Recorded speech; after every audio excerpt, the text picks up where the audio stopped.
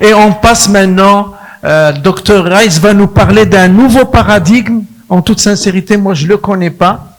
J'espère qu'on va beaucoup apprendre également avec Dr Rice. Ah bon, super, ben, tu viens de déflorer le sujet, ben, c'est bien. Ben. Et il ne faut pas quitter la salle.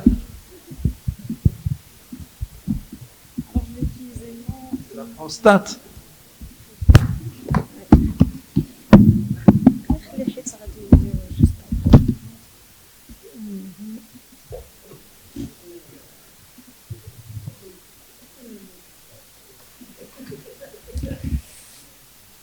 Alors, je remercie à mon tour le comité d'organisation de cette édition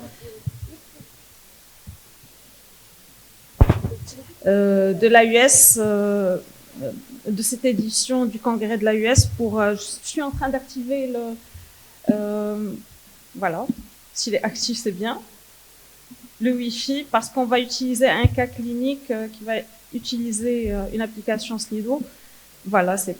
Donc, je remercie le comité d'organisation de m'avoir invité à cette présentation et spécialement mon ami Asdine, Dr Aboul Fadl.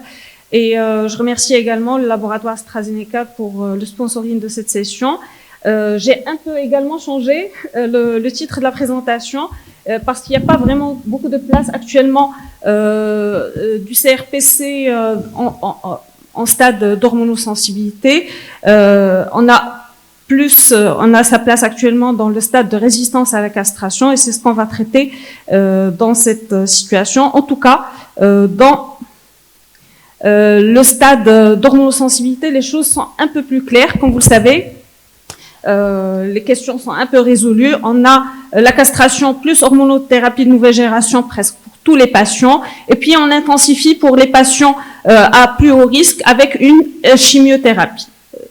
Tous les développements et les avancées thérapeutiques qu'on a vues ces dernières années ont commencé d'abord dans la situation de résistance à la castration. On était dans le désert avant 2004 avec uniquement le docétaxel qui est arrivé.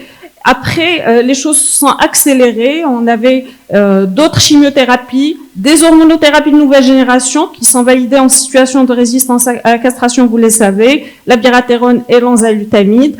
Et puis, plus récemment, depuis 2020, on voit l'arrivée de nouvelles molécules, de nouvelles thérapies qui sont basées plus sur la médecine de précision, sur la détection de facteurs biologiques, et puis aussi des facteurs de la radiothérapie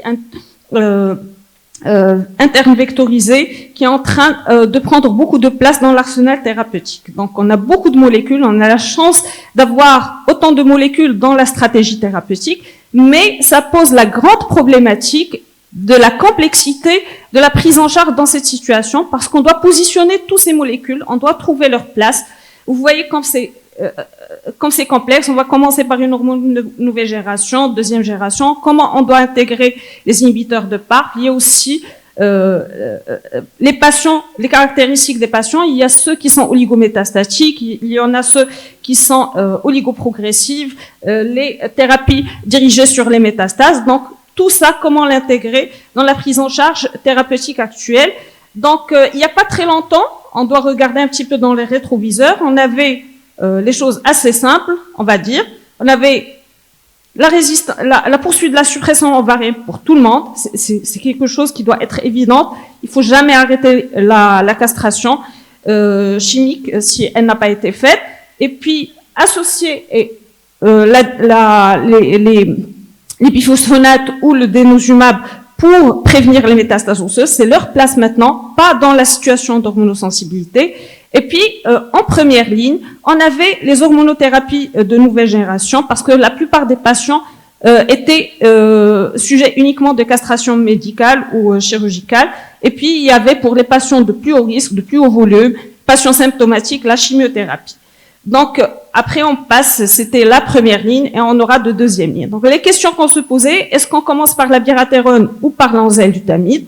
Donc, la réponse, elle était assez claire. On n'a pas de différence. On commence par celui-là ou par l'autre. Les deux molécules ont le même bénéfice en survie, en temps jusqu'à progression du PSA, en survie également. Par contre, il y a un grand problème de résistance croisée, on le sait, c'est-à-dire qu'on ne peut pas continuer avec une hormonothérapie de nouvelle génération lorsqu'on a administré une hormonothérapie auparavant, parce qu'il y a cette notion de résistance croisée. Elle est encore plus marquée lorsqu'on commence par l'enzalutamide, parce que l'abiraterone après, il est moins efficace.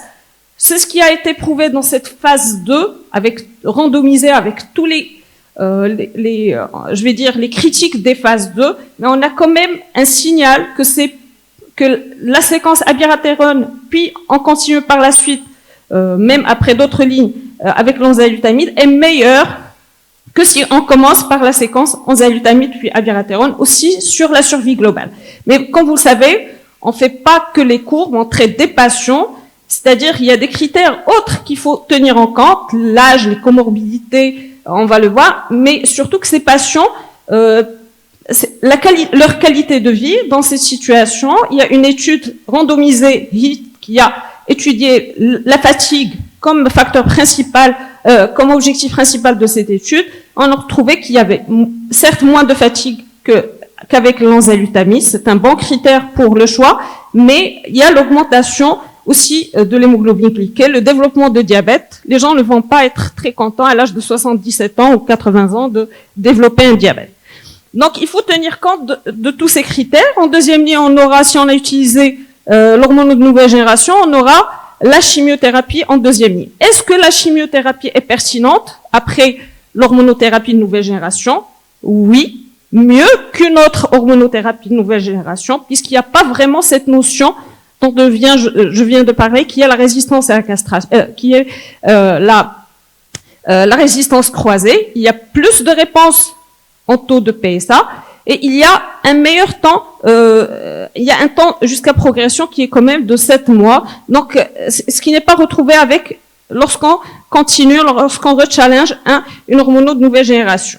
Alors, ça a été étudié en phase 3 avec le cabazitaxel, pour les patients qui ont répondu de façon courte à une hormonothérapie de nouvelle génération, faire une chimiothérapie par cabazitaxel ou bien rechallenger une hormonothérapie. La réponse est en faveur de la chimiothérapie. C'est plus efficace en survie sans progression, mais également en survie globale. Donc, ce qui positionne les chimiothérapies en seconde intention. Donc, comment on faisait pour choisir, pour individualiser les traitements? On adaptait le traitement à l'âge, aux comorbidités, hypertension, diabète, troubles cognitifs, pour choisir entre les hormones de nouvelle génération, et aussi on tient compte des objectifs personnels, parce que les patients, pas tous, aimeraient passer à une chimiothérapie. Peut-être qu'on va leur donner un petit peu de temps, s'ils veulent voyager, s'ils veulent faire un projet, quelques mois, rechallenger une autre hormone en attendant de passer à la chimiothérapie par la suite, avec bien sûr tous ces traitements. Vous savez, qu'est-ce qu'on offre à ces patients? 2 à 3 ans de survie. C'est pas très fameux, c'est pas énorme. Ça veut dire que ce sont des patients qui sont plus graves en résistance à la castration. C'est pas comme en sensibilité à la castration. C'est pour ça que ça a motivé de façon très nette de rechercher d'autres facteurs basés plus sur la biologie pour individualiser plus le traitement, pour le personnaliser. Donc, on va vers une approche plus personnalisée qui est basée cette fois-ci sur la médecine de précision. Donc, on a développé en fait actuellement 3 grandes stratégies d'individualisation. La première, elle est basée sur la recherche des gènes de réparation de l'ADN, les mutations BRCA, on va le voir, pour développer une thérapie ciblée contre ces anomalies, qui sont les inhibiteurs de PARP. La deuxième, elle est basée en fait sur le PET-PSMA qu'on utilise lorsqu'on cible les cellules prostatiques par une radiothérapie intervectorisée, le lutécium associé aux anticorps PSMA, c'est le PSMA lutécié. Et puis, pour une niche de patients qui n'est pas très importante, 7% des patients à peu près, on aura des patients qui ont cette fois-ci un défaut de réparation de l'ADN, mais par mésappariement, défaut de réparation par mésappariement, c'est l'instabilité microsatellitaire.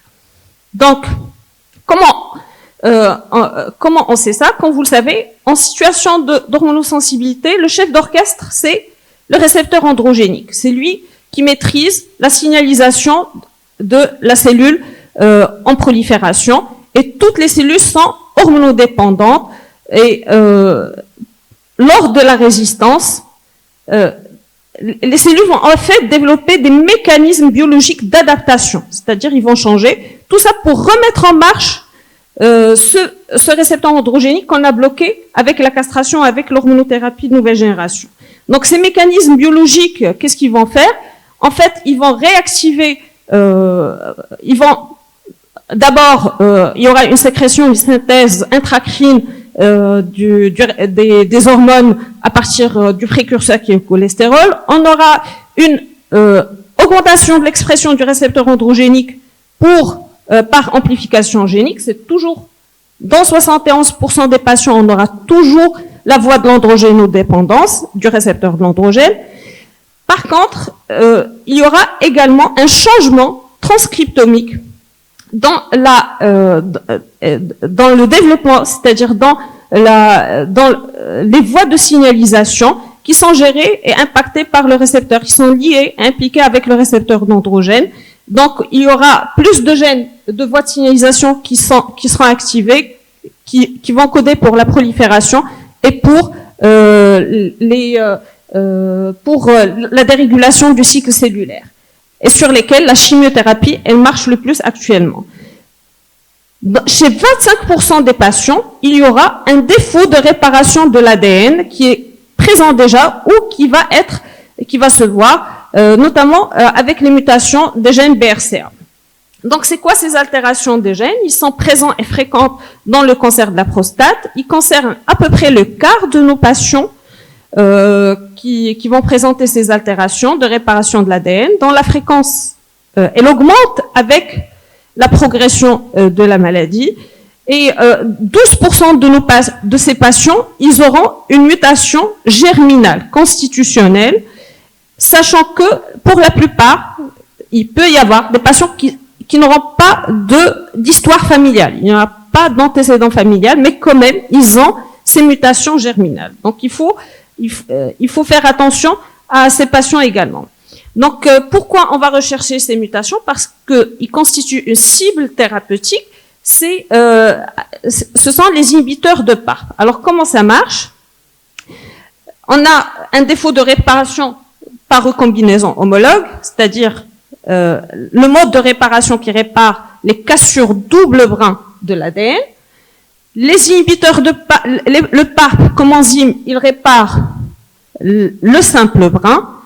On inhibe PARP, on va faire une synergie létale, c'est-à-dire on va combiner deux mécanismes de réparation, deux mécanismes de défaut de réparation de l'ADN, aussi bien simple brin que double brin. Donc la cellule ne va plus se réparer et elle va mourir, aller vers l'apoptose très souvent. Donc pour illustrer l'efficacité de cette nouvelle modalité thérapeutique qui est actuellement bien reconnue dans d'autres localisations, notamment le cancer de l'ovaire, le cancer du sein, je vais illustrer par un cas clinique.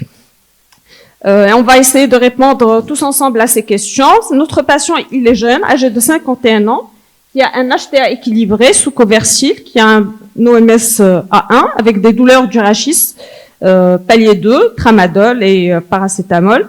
Donc, on pense au cancer de prostate, on dose le PSA 670, au toucher rectal c'est un T3, à la biopsie c'est un Gleason A8, il n'y a pas de contingent neuroendocrine. On réalise un bilan d'imagerie standard, scintigraphie osseuse où on retrouve une atteinte osseuse disséminée du squelette axial et périphérique, une TDM TAP qui montre la tumeur prostatique avec les lésions osseuses diffuses, et l'IRM rachidienne, il y a une infiltration diffuse, mais il n'y a pas de lésion menaçante. Donc le bilan biologique, il est normal.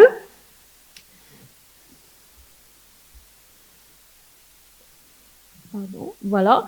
Donc à ce stade de la maladie, quel examen complémentaire jugez-vous utile pour votre décision thérapeutique?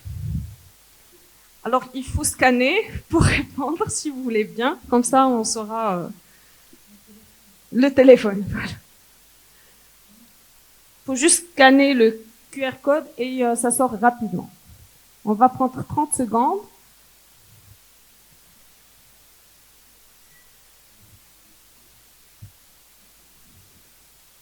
Pardon. Donc les réponses. Ah oui, parti.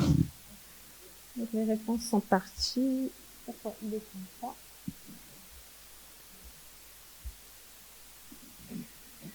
D'accord. Oui, tout le monde. Oui, mais je sais pas. Bon, on va voir. Alors, exactement, c'est aucun, parce que à ce stade de la maladie d'hormonosensibilité, on n'a pas vraiment besoin de d'autres analyses. Non plus le PET-PSMA, on n'a pas encore d'implication thérapeutique. Par contre, est-ce que vous allez faire une analyse moléculaire somatique à ce stade d'hormonosensibilité? Oui. Oui. Oui, il est jeune. Somatique. Alors, pour le constitutionnel, s'il y a des facteurs, une histoire familiale, il faut le faire parce que ça peut tout changer pour les autres membres de la famille. Certes, alors, qu'est-ce qu'ils disent, les recommandations? Alors, la FUI, il a émis des recommandations il y a 2 ou 3 ans sur la recherche d'altération des gènes. Alors, pour quels patients? Il le recommande au stade de MCRPC. Ces recommandations, ils sont toujours actualisées. Donc, par contre, elle est envisageable le plus précocement au stade métastatique pour anticiper la prise en charge.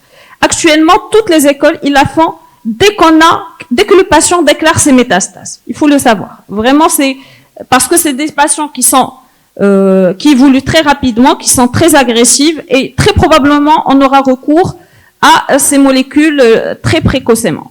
Et sachant que dans le futur, peut-être comme toutes les autres molécules, ils vont migrer peut-être au stade d'hormonosensibilité également. Donc, qu'est-ce qu'il faut privilégier? Il faut privilégier l'analyse somatique sur le tissu tumoral. Et si on a une mutation somatique, là, c'est là qu'on va faire la recherche sur le sang de façon constitutionnelle ou s'il y a une histoire familiale. Donc, notre patient, comme vous le savez, il est classé au risque, au volume. Donc, on a commencé par une trithérapie, on est en 2023, c'est un standard. On a fait docétaxel, abiraterone, prednisone et castration chimique. Le PSA, il s'est amélioré très rapidement. On avait un PSA 0,2, c'était le nadir. On a continué avec ça jusqu'à octobre 2024, donc 1 an et demi. Et là, le patient, on confirme 15 jours plus tard, le PSA augmente rapidement, PSA à 10. On s'assure bien sûr qu'il est bien castré, le testostérone est inférieur à 0,50. Donc, que proposez-vous à cette étape de la prise en charge?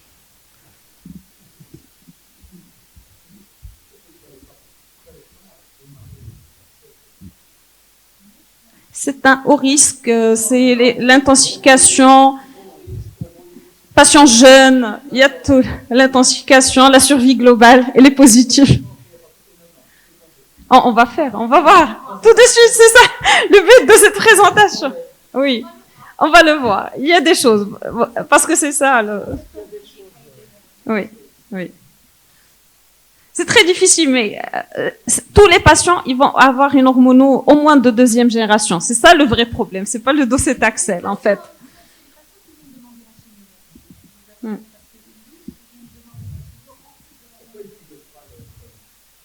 Le cabazitaxel.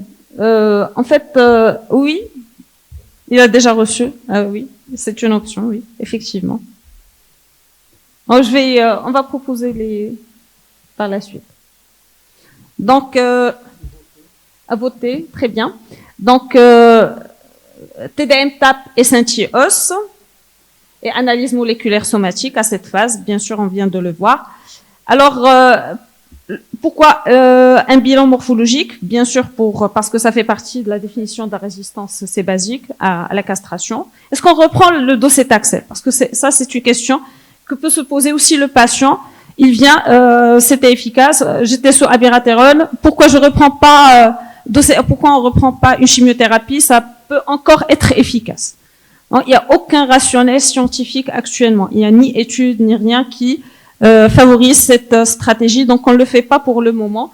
Il y a des gens qui rechallengent de cet Axel, mais en énième ligne. Alors, est-ce qu'on poursuit? Est-ce que vous trouvez PSA 4, il s'élève à 10? Est-ce que c'est possible de poursuivre la même hormono, attendre un petit peu? Oui, c'est possible, mais surtout si on fait un bilan morphologique, on retrouve aucune autre lésion, nouvelle lésion sur la synthiose ou sur la TDM table. Le patient, il est asymptomatique. On peut lui donner encore la chance de continuer par la suite. Donc, PET-PSMA, oui, à cette phase. Oui. En fait, il y a deux grandes questions qui peuvent, c'est pourquoi pas une MDT? C'est métastasis direct thérapie. Alors, c'est quoi cette notion? Elle a émergé il y a quelques... Oui.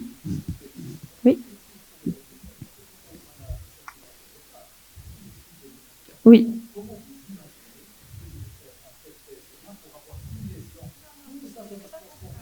Oui. Oui, c'est l'UPSMA. Oui. Oui. Non, non. Alors là, c'est l'idée. C'est écrit. Oui, c'est ce que je vais dire tout de suite. Oui, oui, exactement. Vous avez tout à fait raison. C'est ça, c'est ça. En fait, ça s'applique pas à ce patient, mais ça s'applique aux patients qui sont peut-être oligométastatiques, ou bien qui progressent, oui, ou bien qui ont quelques métastases et qui vont progresser avec une seule ou deux métastases. C'est ce qui a été étudié dans ces études, 2 ou 3 métastases.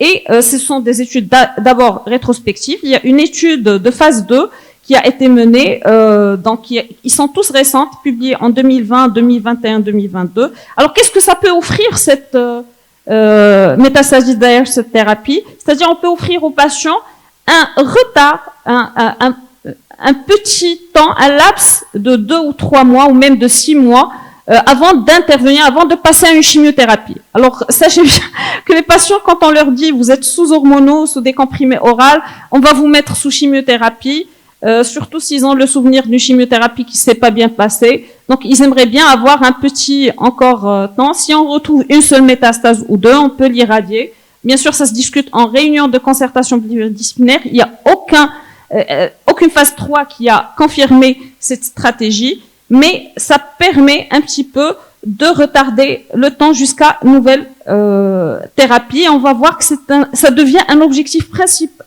secondaire, mais très important dans les études. Donc, l'analyse moléculaire, oui, parce que ça a des implications thérapeutiques. Dans les recommandations, actuellement, ça doit être fait dès le stade de CRPC, quel que soit. Alors, est-ce qu'il faut, à ce stade, faire des biopsies? Donc, c'est ma troisième question. Quelle approche proposez-vous pour l'analyse moléculaire? Est-ce qu'on fait une biopsie prostatique? Est-ce qu'on l'a fait sur la biopsie prostatique initiale? Est-ce qu'on fait une nouvelle biopsie prostatique? Est-ce qu'on fait une biopsie de métastase osseuse, l'ADN tumoral circulant? Est-ce qu'on fait une biopsie d'un autre site métastatique?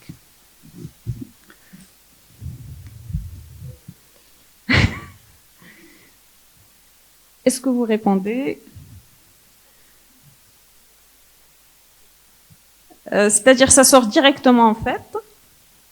Si vous avez déjà, vous pouvez répondre. C'est bon? Oui. Pardon. Qu'est-ce qui s'est passé? Non, pardon, j'ai appuyé sur... Voilà. Très bien. On toujours connaît la réponse. Oui, c'est la réponse juste. Il faut la faire normalement sur la biopsie prostatique initiale parce qu'il y a une très grande et très bonne concordance entre le BRCA à la phase de sensibilité à la castration comme à la phase de résistance à la castration. Bien que le... Oui. Oui. Souvent, la mutation se fait après le démarrage du traitement. La biopsie prostatique initiale, on ne fait rien. La biopsie se fait après le démarrage du traitement. Non, en fait... Ah oui, bien sûr. Mais généralement, oui. Non, ils peuvent, exactement. Donc, c'est la deuxième. Normalement. Biopsie. Parce que, comme je vous l'ai dit tout à l'heure, ça évolue dans le temps. Il peut y avoir pas uniquement les mutations BRCA, mais d'autres défauts de réparation de l'ADN et qui qui est un signe de résistance en fait, qui signe les différentes phases de résistance. Donc on peut être amené à rebiopsier les patients. D'ailleurs, dans les recommandations de la NCCN, ils recommandent de faire des métastases, des biopsies des lésions métastatiques pour rechercher. Par contre, il n'y a pas de recommandation à refaire la biopsie à chaque étape de résistance. À chaque fois que ça résiste, on fait. Il n'y a pas encore cette optique. Donc, si c'est pas déjà fait, cette analyse, on l'a fait et on peut la réévaluer. Donc, réévaluation may be considered. Ça, c'est optionnel. Alors, voilà. Donc, alors, c'est quoi la rentabilité? Je vais répondre tout de suite. Oui. Alors, c'est quoi la rentabilité du testing moléculaire? En fait, il y a plusieurs études. Moi, j'ai sélectionné celle-là qui recouvre un petit peu la rentabilité sur les tissus, sur les différents tissus. On retrouve qu'il y a une rentabilité qui est moyenne, en fait, de l'ordre de 50 à 70%. Lorsqu'on réalise le test BRCA, on n'a pas toujours un résultat. Et plus on va dans le temps, plus la biopsie, plus la pièce elle est ancienne, plus on n'a pas de résultat sur cette biopsie. Vous savez que les patients peuvent rechuter après 10 ans, 15 ans d'une prostatectomie. On reprend cette prostatectomie pour faire le testing. On a très peu de chances, si ça dépasse 10 ans, 40% des cas, on n'aura rien. Donc, oui, dans le temps.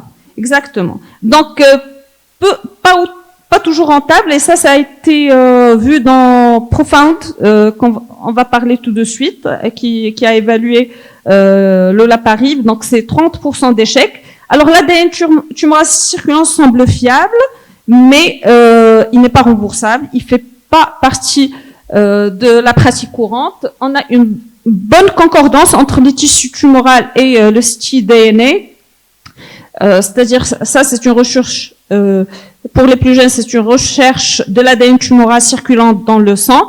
On a 8% de faux positifs, 19% de faux négatifs. C'est quand même une concordance qui est quand même bonne. Et surtout, lorsqu'on traite sur la base de l'ADN tumoral circulant, on n'a pas de différence, comme si on a traité sur la biopsie tissulaire. Donc, ça peut être dans les cas où on n'arrive pas à voir le testing, on peut aller à l'ADN tumoral circulant. Donc, le bilan d'imagerie a été réalisé, une TDM TAP SNTOS qui met en évidence l'apparition de nouvelles métastases. Et l'analyse moléculaire a identifié une mutation BRCA2. Donc, lorsqu'on a obtenu le résultat, le PSA il était déjà à 56. Alors, qu'est-ce qu'il faut faire? Yerka, vas-y, t'accèles.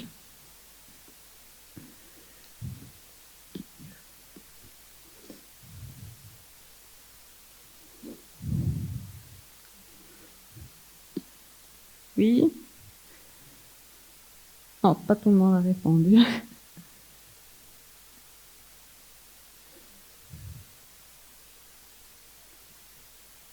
C'est bon? Bon, il y en a ceux qui sont pour, il y en a ceux qui font, personne ne fait l'olaparib tout seul, d'accord? Vous n'avez pas voté. D'accord, donc on peut, oui.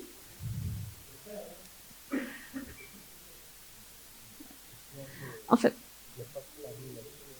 alors voilà, on va parler parce que c'est la bonne réponse.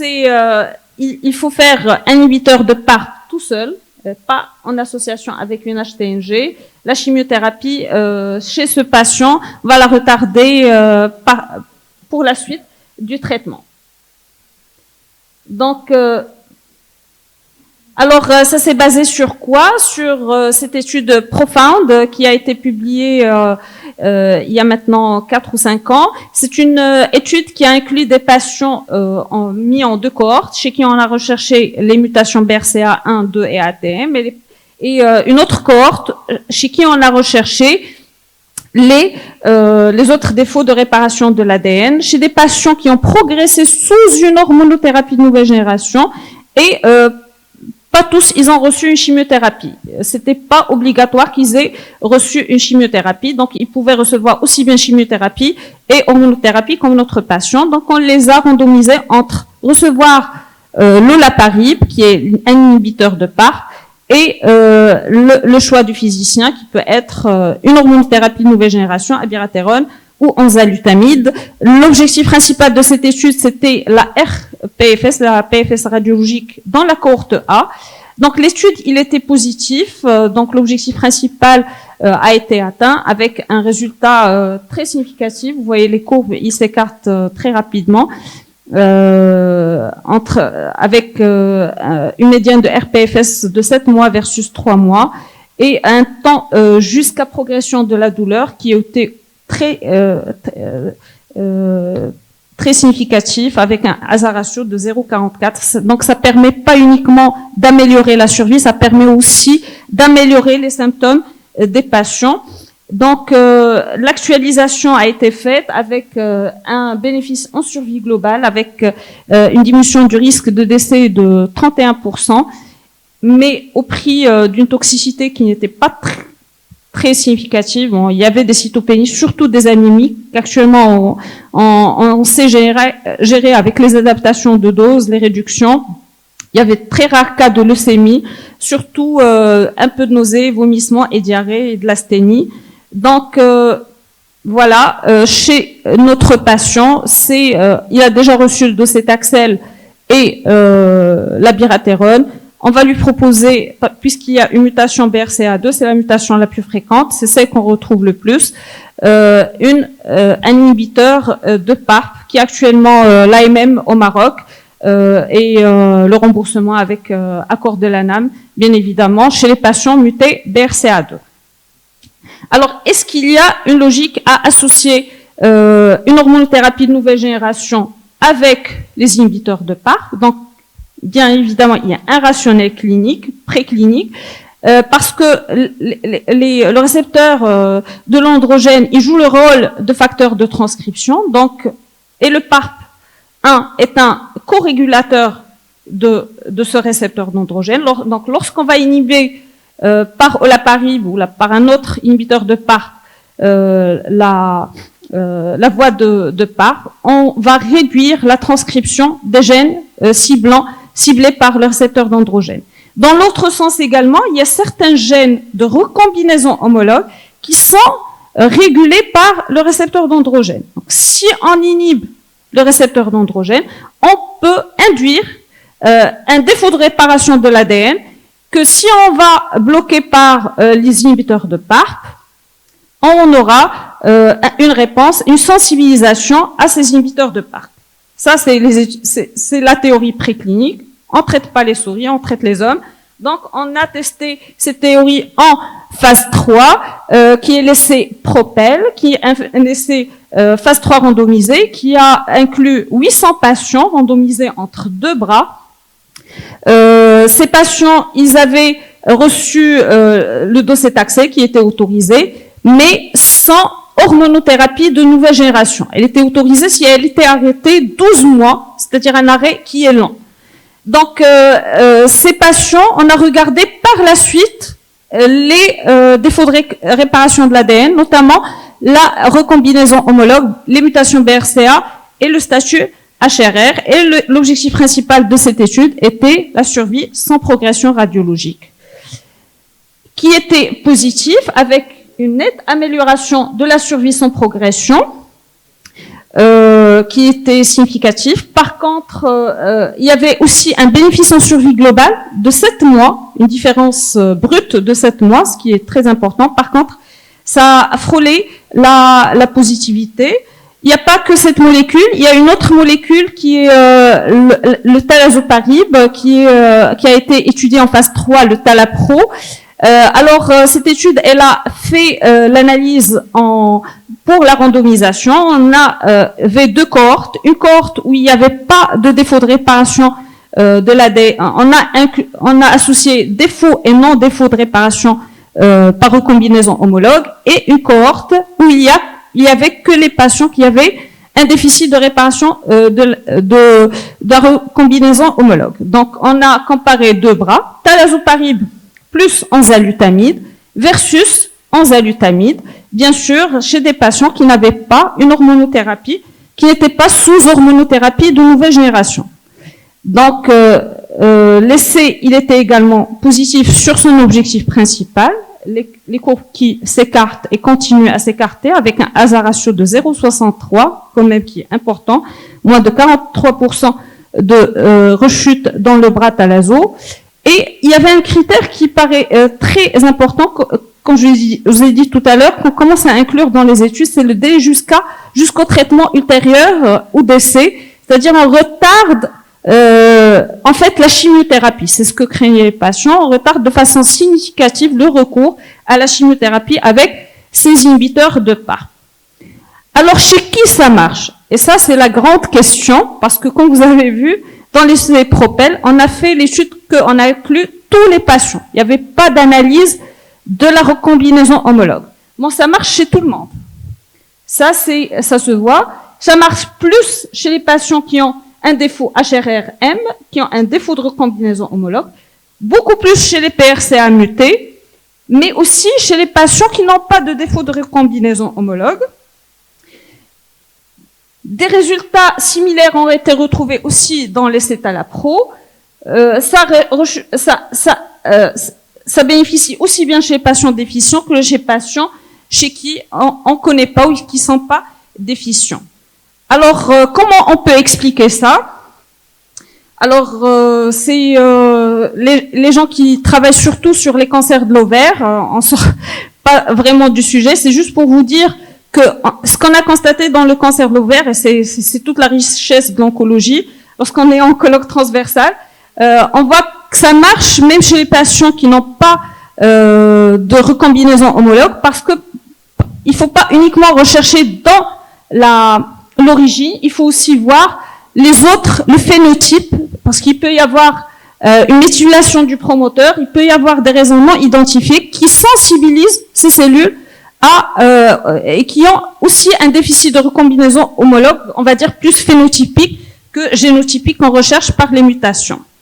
Donc, les inhibiteurs de PARP plus hormones de nouvelle génération sont une voie thérapeutique avec des résultats de phase 3 majeurs. L'association avec l'hormonothérapie de nouvelle génération est un nouveau standard thérapeutique. Il y a problème, peu de patients n'ont pas reçu ces hormonothérapies, ne vont pas recevoir ces hormonothérapies, cette option parce qu'ils ont déjà reçu l'hormonothérapie de nouvelle génération dans la phase d'hormosensibilité. Donc, il y a nécessité de mettre rapidement en place chez tous les patients métastatiques, en fait, dès le départ, les stratifier et savoir est-ce qu'ils sont un statut HRD ou non.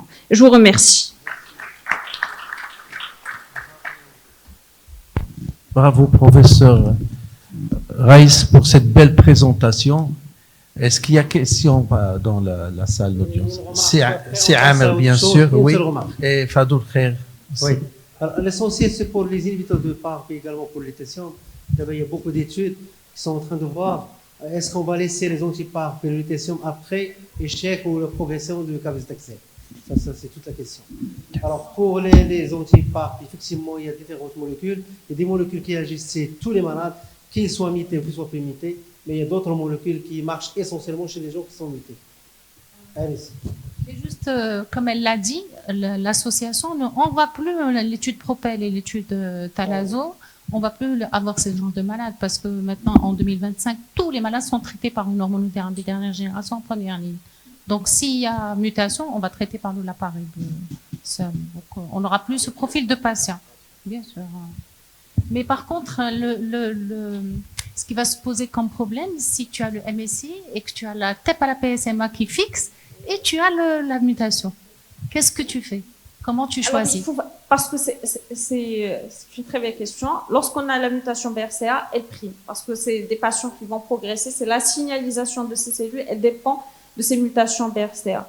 Donc, ces patients, en fait, la deuxième stratégie, j'ai arrêté aussi parce que il y avait quelques les patients chez qui, qui ont MSI positif, c'est C'est rare, c'est 2% à 3%. oui, C'est quand même c'est vraiment, c'est très C'est peu. 7%. Oui. Donc, ces patients, en fait, vont bénéficier. On a très peu de MSI et de mutations BRCA concomitantes. Donc, c'est soit ça, soit ça. Donc, la question ne se pose pas réellement. BRCA muté en première position. Si il n'y a pas de BRCA muté, c'est là qu'on va faire le PET-PSMA et faire voir les patients qui sont avides pour leur proposer le lutétion PSMA. Et puis, sinon, ça va être la chimiothérapie. Généralement, en cas de MSI positive, éventuellement, on peut discuter, si le malade peut se le permettre, c'est l'immunothérapie, c'est un gros. Et c'est rare, c'est vraiment rare. 7%. Déjà, Rizan, bravo pour ta présentation. Je sais que c'est pas facile de traiter ce sujet. Moi, la question que j'avais, tu as parlé de, en tant qu'oncologue, on fait un peu du translationnel. Est-ce que dans le cancer de la prostate, la mutation BRCA1-2 confère une agressivité? C'est-à-dire que dans le sein, par exemple, la mutation BRCA1 ne confère pas finalement d'agressivité. À stade égal avec le même traitement, c'est pas plus agressif. Ça, c'est la première question. Est-ce que dans le cancer de la prostate, ça confère cette agressivité? La deuxième question, par rapport à ton patient, s'il n'avait pas reçu du docétaxel, est-ce que tu proposerais de la chimiothérapie ou pas? C'est vrai que nous, on a l'habitude dans les autres localisations, on sait que les inhibiteurs par plutôt utilisés sont mieux, et encore plus si le patient n'a pas reçu de chimiothérapie. Est-ce que pour la prostate, c'est pareil? Tu as fait une revue d'allothérapie. Pour la première question, oui, ils sont plus agressifs. Ça, c'est toutes les études qui l'ont montré. Ils ont un profil de développement de résistance à la castration très rapide. Ils évoluent très rapidement et ils sont beaucoup plus agressifs que les patients non mutés BRCA. Ils sont, d'ailleurs, ça survient à un âge plus jeune et avec des patients le plus souvent métastatiques. Donc, la réponse est oui, c'est reconnu. C'est un profil d'agressivité de la maladie. Et c'est la raison pour laquelle on va le privilégier à la phase de résistance de la castration en premier, avant la chimiothérapie. Donc, dès qu'on a, parce que déjà l'étude, elle a été faite profonde, elle a été faite même chez les patients qui n'ont pas reçu le docétaxel, selon tous les experts, j'ai pas montré la PCC, mais ils sont unanimes pour l'utilisation le plus précocement. Dès qu'on détecte la mutation, il faut l'utiliser parce que c'est ce traitement qui va permettre d'améliorer le pronostic de cette maladie. Super, merci beaucoup. Je remercie beaucoup les organisateurs d'avoir choisi ce dernier sujet qui est la réhabilitation améliorée en chirurgie, sa place en onco. Je pense que c'est un très très bon sujet, il mérite donc votre présence